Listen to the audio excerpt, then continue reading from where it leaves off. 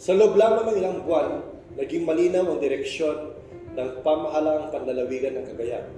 Hindi tayo naghintay ng oportunidad, tayo mismo ang nakipag-align sa mga pambansang ahensya upang masiguro na ang mga programa at pondo ng national government ay makakarating sa ating lalawigan. Sa pamumuno ni Gobernador Tatay Yegay Lipay, naging malinaw ang prinsipyo, alignment bago proyekto, koordinasyon bago implementasyon, at integridad sa bawat hakbang. Sa pamamagitan ng pakikipag-ugnayan sa DPWH, sa DA, NIA, DAR, DepEd, BIFAR, DOST, DTI at iba pa, na-download ang bilyon-bilyong piso para sa agrikultura, irrigation, classroom, energy, at iba pang pangunahing proyekto. Hindi ito basta pakikipagpulong lamang. Ito ay maayos na paglalatag ng mga plano upang tumugma ang national programs sa tunay na pangangailangan ng Cagayan.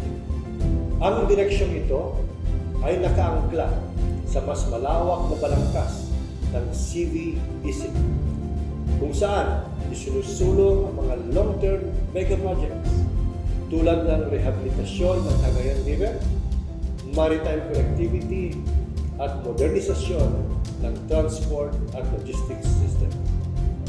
Ngayon, bilang chairman ng Regional Development Council ng Region 2, mas napalawak ang kakayahan ng Cagayan na mag-champion ng malalaking infrastructure funding at regional priorities sa national level.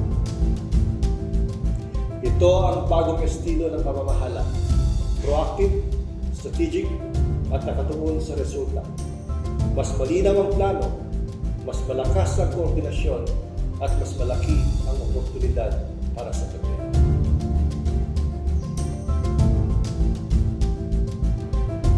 Sa e-cluster ng EGAY Governance Platform, which consists of employment, energy, and environment, napakarami na po ang magagandang mga bagay na nangyari sa mga nakaraang araw. Sa enerhiya, nangako po ang National Grid Corporation of the Philippines to finish the link starting from Tuguegarao to Aparri by June 30 this year. Ang ibig sabihin po nito, pag ito po ay natapos, ang Ayala 150 megawatt power plant ay maaari na pong mag-connect at mag-offload sa ating national grid. Ang ibig pong sabihin nito, magkakaroon po tayo ng mas secure na energy para patakbuhin to power up our industrial push po dito sa ating lalawigan. Sa larangan po ng environment, sinimulan na po ang pag-uusap ng iba't ibang ahensya ng pamahalaan, kasama po ang ating mahal na gobernador, para palakasin natin ang lating laban kontra baha. Hindi lamang po dito sa Tuguegarao, hindi lang sa ating lalawigan, kundi sa buong Region 2. Binisita na po tayo ni DPWH Undersecretary for Special Concerns, Undersecretary Charles Calima. At sinamahan din po tayo ng mga regional directors kung paano po natin pag-aaralan at bibigyan ng tamang kalutasan ang ating problema sa pagbaha. Still in relation to environment, marami po ang gusto na pong sumali na magkaroon po tayo ng isang environmentally sustainable greening program na while we want to green Cagayan, we generate livelihood. Isa na po dito ang Apple the App Foundation na gustong tumulong sa ating lalawigan na magtanim ng mga nyug sa mga lugar that is considered to be denuded forest for us to prevent erosion and at the same time creating sustainable green livelihood. Isa rin pong interesado at yan po yung Lapanday Corporation of Del Monte, Philippines. Ang plano po nila ay sumama sa ating pamahalaang panlalawigan na magkaroon ng malawakang pagtatanim ng bamboo along the Cagayan River. Sa larangan po naman ng employment, sustainable employment, when there is a push and if we can secure a sustainable power supply, a resilient environment, and a ready human resource will encourage investors to come, to settle, and to invest for long-term development po ng ating probinsya. Ito po ang trajectory ng e-cluster at sa patuloy po na suporta po ninyo, maisa sa katuparan na po natin sa madaling panahon ang pagbabagong gusto nating makita sa ating lalawigan. So, for the past 6 months, ang main target natin is yung NBLB and NDLB funds. As far as yung sa utilization natin, ang free public Wi-Fi, natapos na po yung 20 geographically disadvantaged and isolated schools na na-installan. Umabot po yung mga installation as far as Bulls Point sa Cantaran, Balicog sa Magao, and 4 schools na talagang isolated sa Calayan. So marami po na benepisyohan mga estudyante and community and even barangays for this. Moving forward po for 2026, alam natin isa sa mga pinakamalaking issue na kinaharap ng ating bansa, itong flood control project scams. So, ang gagawin natin ay mag-i-establish tayo ng tinatawag na Cagayan Conscience Council na sila magbabantay sa lahat ng ginagawa ng Cagayan na sisiguraduhin na tama, legal, at walang kalokohan, walang corruption. In connection with that, meron na rin po na establish, in fact, nag-take out na yung awit ang tawag namin, all-women inspection team. Puro babae po yan para masigurado na magagawa na nila ng maigi, mag-inspect at makikita na lahat ng proyekto ng probinsya ay nasa tamang paggawa, tamang standard at walang kalokohan. Para rin tuloy-tuloy ang maging serbisyo na maganda para sa Cagayan, gumawa na po tayo ng clustering ng mga department heads and consultants into 5 major clusters. First, yung administration, of course, basically to administer the provincial government. Second, yung services, natututok po yung serbisyo na ibibigay sa lahat ng mga Cagayanos. Progress, tututukan naman mo yung pangalong progresibong programa para sa ating mga Cagayano. Unity, ito ay para siguraduhin tuloy-tuloy ho yung pag-unify ng buong Cagayan para sama-sama tayo tulong-tulong para maging maayos ang ating buhay. And of course, yung special concern. Yung special concern, titignan ho natin 5 importanteng bagay-bagay o lugar na kailangan tutukan dahil ito ay very vital sa ating progress. So, pagdating po sa good governance, maasahan niyo po na si Governor Manong Egay Aglipay ay gagawin niya ang lahat para siguraduhin na ang serbisyo ay makakarating sa inyo sa tamang oras, tamang paraan, walang kalokohan, walang korupsyon. Maasahan niyo po yan. Sa tulong po ninyo, kasi kailangan po namin ng tulong nyo, hindi namin mo kaya ito, tulong-tulong mo tayo para magkaroon ng mabuting pamamahalan for good governance sa ating buong probinsya. Napakadaming nangyari for the past 6 months sa agricultural cluster. Unang-una, from the Department of Agriculture, merong nahingi si Manong Egay, si Governor Egay Aglipay, na 5 rice processing center. Ito ay matatagpuan, nakaalot sa bayan ng Alcala, Baggao, Piat, Tuaw at Bugay. Yung Tuaw ay nag-groundbreak na recently at saka magmo-MOA signing na yung Bugay and the other 3 municipalities. This amounts to more than 200 million per site at halos 1 billion na ang mga ito. Ang pangalawa ay yung kaya 10 ang sabi ni Governor ay galing sa NFA naman, sa National Food Authority. Malalaki ang mga ito na warehouses. Ito ay naglalaman ng malalaking 4 na dryer at saka malakas na rice mill. Ang bawat isa ay 100,000 bags capacity. So yun ay nagkakahalaga ng halos, ang kabuuan nito ay halos 580 million na. Ito ay napakalaking bagay para sa buhay ng mga magsasaka because from the start, sinasabi natin na ang problema ay post-harvest handling.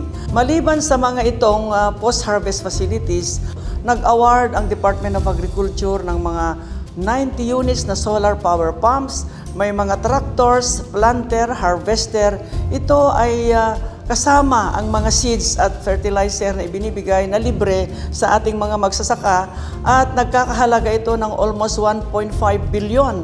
Pupunta naman tayo sa BIFAR, nakapagbigay na sila ng 6 na upright freezer na ito ay na-award sa mga fisher folk ng mga bawat bayan kasi ang problema natin walang post-harvest handling din sa ating mga isda. Mapunta naman tayo sa isang ahensya na napakalaki ang ambag sa atin ngayon. Ito naman ay ang National Irrigation Administration.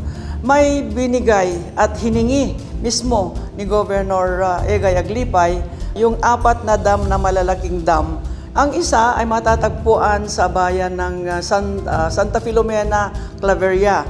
Nagkakahalaga yon ng 1.6 billion. Yung pangalawa naman ay nasa Lalo. Ito ang pinakamalaki, 2.1 billion. Yung isa naman ay yung Mamil sa Enrile, 1.4 billion. At saka yung isa ay matatagpuan sa bayan ng Apari, almost 2 billion yon. So sumahin natin yung 4 na dam ito ay 6.9 billion na. In 2 months time, mag-ground break na ang mga ito. Yun yung recent na sinasabi because this will help our farmer. Ang landscape kasi ng agrikultura in terms of palay ng Cagayan ay madodoble pa yung 1.2 million metric tons kung irrigated lahat ang ating mga palayan. Pwede tayong magtanim ng 3 beses sa isang taon. Ang DAR naman ay mag-a-award ng CLOA ang mga walang titulong lupa ng mga magsasaka. Merong 40,000 hectares na ibibigay at yon ay maximum na makukuha ng isang magsasaka na wala talagang lupa ay 3 hectares. Ang magiging beneficiaries nito, kung titulo ang pag-usapan, ang target nila ay 5,400. At sa Marso siguro, in 2 months time again, mag-a-award ang Department of Agrarian Reform. Mapunta naman tayo sa isang aspeto na talagang kailangan ng magsasaka, yung seguridad naman ng kanilang buhay. Ito ay yung insurance. Wala pa kasing libreng nag-sponsor ng accident insurance ng ating mga magsasaka. Kaya ngayong administrasyon ni Governor Egay, nakipag-MOA na siya sa PCIC na libre yung sponsor ng Provincial Government Cagayan ng accident insurance ng ating mga magsasaka at mangingisda. At inuuna namin ngayon, bumababa na kami, inuuna yung mga farm workers, mga fisher folks helpers, mga tobacco growers, even the livestock raisers na talagang walang-wala na libre na ang insurance. Kasi pag namatay sila, na disgrasya, meron makukuha yung pamilya niya na 50,000 pesos at 2,000 pesos na burial expenses. To further enhance yung pamumuhay ng ating mga magsasaka, industrialize na tayo. Yung agro-industrialization ng bawat commodity. Ito yung drives na sinasabi namin palagi, ito ay development of rural industries through value chain enhancement and sustainability. So we go into the drives program. Ang una, yung Rice Industrial Complex ay almost 1 billion ito kasi 10 dryer yan ang laman. It's really a complex na kung pupunta si magsasaka doon, gusto niya, depende kung i-mill lang niya, i-dry lang niya, pwede niyang ibenta sa provincial government ng Cagayan. So yung pangalawang drives na proposal ay yung ating corn feed mill na ipapatayo dito sa probinsya ng Cagayan. It's either between Peñablanca and Bagao kasi ito ang pinakamarami ng mais. Kaya dito, hindi na natin palalabasin ang ating mais. Ilalabas na lang sila na manok or feeds in the form of feeds. Next ay yung fresh chicken hub na ipapatayo sa probinsya ng Cagayan. Yung component na yung pakain kasi natin, 80% of that is yellow corn. That's why yung volume ng ating mais na almost 1 million metric tons naman ang production, magiging manok siya. Because there is now a partnership na nabubuo with that of the Vitarits with the provincial government Cagayan. So yung pangatlo naman, yung ating palaisdaan, yung payaw fleet na sinasabi natin with the corresponding cold storage, blast freezer, and ice maker na ipapatayo sa Santa Ana. Yun ay sasagot na doon sa problema ng ating mga mangingisda na hindi na lang kinukuha ni Malabon o Navotas yung ating mga produkto. Tayo ang makinabang dito sa Cagayan. Pang-apat na gagawin natin sa mga high-value commercial crops. May mga processing na tayong gagawin at marketing with the help of the OST, of course, and DTI. Meron din tayong gagawin na from farm to fork. May processing ito nakasama kasi pag bibilhin mo, magiging karne na from that production. That's why ipapatayo dito is between San Mariano, Lalo, or in Enrile. At saka in the entire Philippines, dito mo lang matatagpuan sa Apari yung aramang. That's why meron tayong ipapatayong aramang drying and processing and marketing center mismo sa bayan ng Apari. So ito ay 7 na drives program na scattered throughout the province. This will form part of our PPP later on with that of the private investors. So, ito ay preparado na, nakapresenta na ito sa DepDep, doon sa NEDA, na ipasok na sa RDIP or the Regional Development Investment Program. So, ang mga ito ay naganap sa loob lamang ng pang-7 buwan na, pero 6 na buwan pa lang. Dito mo makikita yung drives ng ating gobernador. Kaya nagmamalaki kami na ngayon sa EGAY platform with the support, of course, sa Sangguniang Panlalawigan through the leadership of Governor, Vice Governor Manuel Mamba, mangyayari yung panaginip ni Governor EGAY Aglipay dito sa EGAY platform niya. Maraming salamat at One Cagayan. You know very well that Y stands for Youth Development and Elderly Care. Alam naman natin lahat na ang unang ginawa ng ating mahal na gobernador is nakipag-align sa mga national agencies, and one of them, of course, is yung Department of Education natin, and which we were very lucky in the province of Cagayan to be a recipient of 216 classrooms which were distributed in the many and different towns of the province. So, yun pa lang po, panalo na tayo kasi kahit papano mapapabago na natin, mabibigyan na natin ng mas magagandang classrooms ang ating mga estudyante, lalo na sa ating mga musmus na mga elementary graders. Pangalawa, the province of Cagayan has been in contact and in deep collaboration with the universities and colleges in Cagayan to ensure alignment of the courses that they offer to our students, at the same time to align the curriculum that they teach to the students para at least prepared ang human resources natin para sa mga companies who will come and invest in Cagayan. Pangatlo, meron na po tayong plano na magtayo ng dormitory sa ating probinsya that is to primarily help our students coming from the islands of Calayan, malalayong lugar na pinanggagalingan ng ating mga anak para pumunta rito sa city para mag-aral ng kolehiyo. Meron po tayong itatayo na Youth and Senior Citizen Center dito rin po sa loob ng Kapitolyo, and patutuwa kayong mga senior citizens and mga youth, mga kabataan. Do your meetings here, conferences here inside the Capitol. For the elderly, ngayon nakikita ninyo po ang effort ng probinsya natin na ayusin ang lahat ng district hospitals natin. At the same time, nag-hire na po tayo ngayon ng mga tao para makumpleto po ang human resource capability ng bawat district hospitals natin. Mas mabilis na po ang serbisyo, mas marami na pong doctors, nurses na mag-aalaga sa atin sa mga hospitals. And of course, huwag po nating kalimutan, itong 10 mobile hospital na to, iikot po sa mga barangay, may dala-dalang gamot, mga maintenance medicines po ninyo, mga vitamins ninyo, pwede kayong magpa-check up, pwede kayong magpa-laboratory. There are many more programs intended for our youth, for our elderly care. Marami pa po kaming ire-report sa uulitin po ulit. Maraming salamat. Mabuhay Cagayan, One Cagayan. Ang mga pagbabagong ito ay hindi nagkataon. Ito ay bunga ng malinaw na direksyon at walang tigil na pagsusumikap ng ating gobernador na pag-isahin tayo at tuon ang pamamahala sa tunay na pangangailangan ng ating kababayan, lalo na at higit na sa mga nangangailangan. Sa pamamagitan ng maayos na alignment at koordinasyon, napag-isa ang mga hakbang, napakilos ang mga resources, at napabilis ang epekto ng mga programa.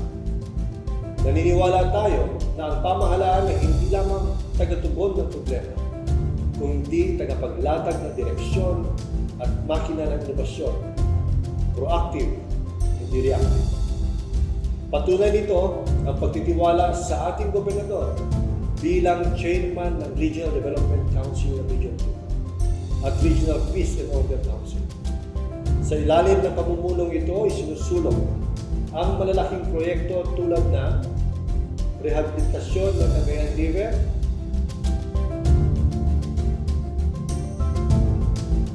Maritime Highway, Superhighway, at Integrated Seaport at Airport System para sa Cagayan, para sa Region 2 at sa buong bansa. Habang patuloy tayong sumusulong, panatilihin natin ang momentum at sama-samang isulong ang mga proyektong mag-aangat sa bawat Cagayan. Maraming salamat po